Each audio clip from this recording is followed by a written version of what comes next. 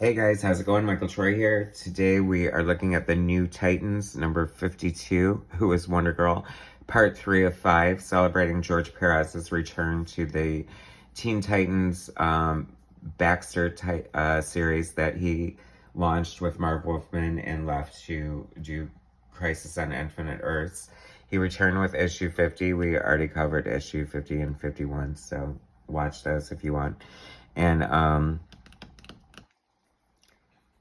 the title did change to the name The New Titans, as people have pointed out to me, and I did know that, but I don't know. It's like having a tattoo or like a Mandela effect. Like, it's just hard not to see The New Titans without the teen there, but it's not there. So anyway, that's what we're looking at today. Subscribe to my channel if you're not already, please, pretty please. Hit like, and let's get into it. All right, so this is a fun cover. Kind of hit or miss with the covers on this because I would prefer to see Perez's pencils and inks and like traditional covers. Like he was working with John Stracuzzi, and I feel like, this was trying to up Perez's game at the time or something when it really didn't need it. Like, conversely, like with the original Who is Donna Troy story in New Teen Titans number 38, he colored the cover with like markers and it looked very painted, and I like that better. This has more of an airbrushy look that sometimes works and sometimes doesn't. It doesn't look awful, but it doesn't look great. How's that for an endorsement? So anyway, this is part 3. We're trying to figure out who the hell Wonder Girl is.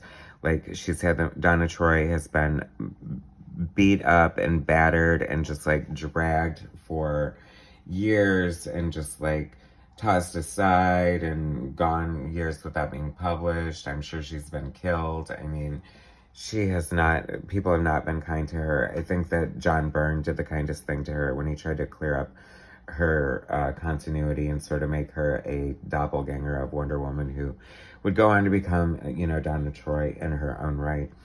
And, yeah, so then Crisis on Infinite Earths happened and screwed everything up and whatever. But then Byrne's run was after Crisis. So anyway, it's so hard to keep track of. This is like Wonder Girl's origin after Crisis disassociated her with Wonder Woman and sort of tied her to the Titans of Myth. All right, so there we go. This is George Perez returning after drawing Crisis. He's also still writing Wonder Woman, I believe, and contributing writing and some layouts, if covers, whatever, to action. So it's a super busy time in Perez's career. He's doing basically layouts in the book, finishes by Bob McLeod. I would prefer to have, maybe Romeo Tanghal and Kim, or of course Perez himself. But I do like Bob McLeod's, and but it just looks heavily influenced by Bob McLeod. So that's all I'm gonna say. And here comes Danny Chase, like one of the most hated additions to the Teen Titans ever. To interrupt myself, though, I have to say that Perez doing the layout is better than a lot of people's full pencils, and like the Perez goodness as far as the facial expressions and the body shapes and types and just like the pacing and action of the story is like so on point and dead on. And I've said it a million times and I'll say it again. Danny Chase is definitely the cousin Oliver of the DC universe, and he even looks like him. And what were you thinking, Marv Wolfman? It was like, it's so a jumping the shark moment to bring him in. I don't know. People definitely have mixed feelings about him. I hear tell he redeemed himself, but not enough for me. Marv Wolfman, writer, co-plotters, George Perez, penciler, Bob McLeod, inker, John Costanzo, letterer, Adrian Roy, colorist, Barbara Kessel, editor. So there's like, that is a calling card right there. Great shot here. Perfect splash page, like great Perez opening shot, like the team. I love it, like, because like there's so much detail in the guards surrounding Jericho and Nightwing and Starfire.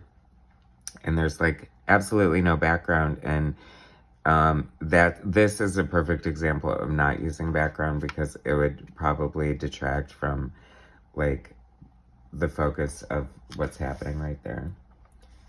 And Pérez is just the master of detail anyway, so when he uses negative space, it's always like in a striking fashion, I feel. I always, like, he just always knows how to, like, have fun with the characters and choreograph them in such a perfect way.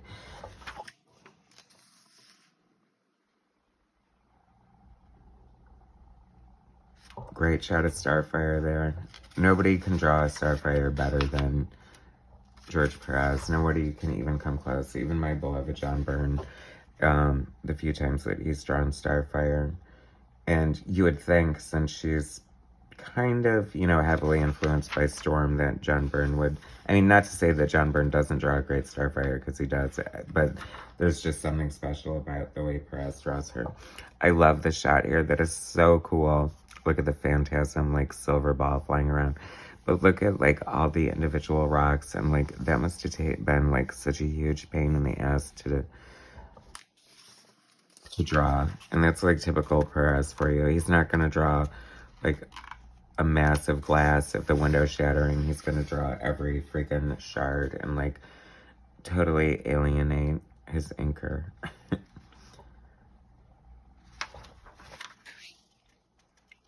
It's funny, like, stories in back in the day, in this era, were just always so, like, epic in scope, and, like, that is so cool. I love that, because it's directly from the cover. That's something I meant to mention in one of my recent videos, and I think I forgot. I absolutely love the aspect of comic books where the cover is an actual scene from the book, rather than, like, just characters posing on the cover. I mean, it's not O Magazine, for crying out loud.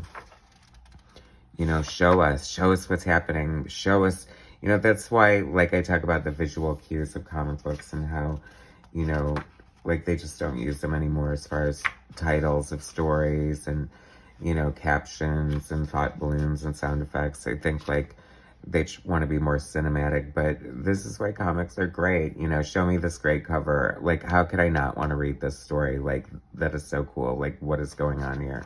Who is Wonder Girl? If I had a dime. Anyway, that was such a great Catwoman story series. I love Michael Bear's art. Definitely, like, gritty and sort of realistic. But this Who is Girl, Wonder Girl, it's funny, like, I don't know if it warranted, like, 5 issues. Like, frankly, Who is Wonder Girl was, like, 1 issue, and he nailed it. They nailed it, I should say, and it was freaking beautiful.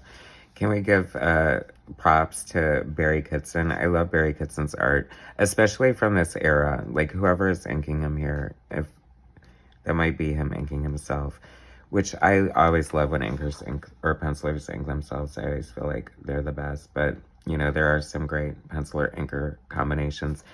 But that is a fun, I remember that. I may have gotten a couple of issues of this incarnation of the Legion, but probably for Barry Kitson's art, because it is freaking gorgeous. Ooh, she's seen better days. Is that Thea? Anyway, I'll be told who it is. Don't worry about it, guys. La la la. I mean, this is part 3, so imagine we have 2 more parts till we get to that happening new hairdo for Troya. Anyway, continuing our look at Who is Wonder Girl, part 3 of 5. Thanks for watching. Subscribe to my channel, hit like, share my content, and I'll bring you some more later. Thanks, guys.